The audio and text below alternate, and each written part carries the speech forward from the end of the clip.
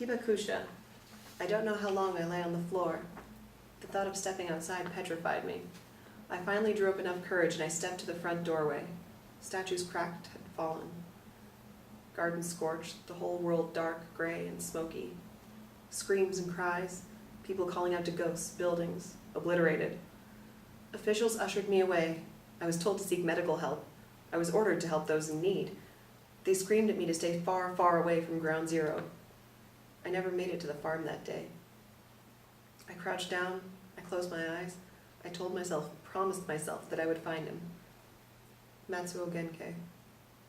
I wandered for hours. At one point I came across a child, no more than 2 years old, sitting on a curb. He cried, he wailed, his face red, his little plaid shirt torn to shreds. There was a wooden wagon behind him, on its side, with a mangled doll inside. I righted the wagon and tossed out the doll. I walked over, and without speaking to the child, I lifted him up and placed him in the wagon. His crying didn't let up. He pointed to the rubble to my left, where a house once stood. I fell to my knees. We cried together, in unison, a chorus of hurt and pain and hopelessness. At 14 years old, all I knew was gone.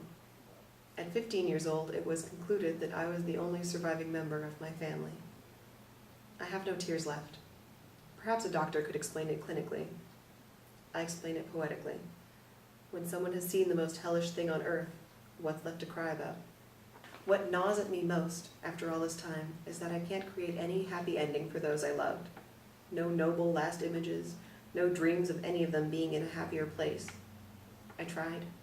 I tried to imagine that Matsuo Genkai found a way to explore the universe he so loved. Then the image of how he left this earth puts too literal a spin on that notion, and it's as if the wind is knocked of me.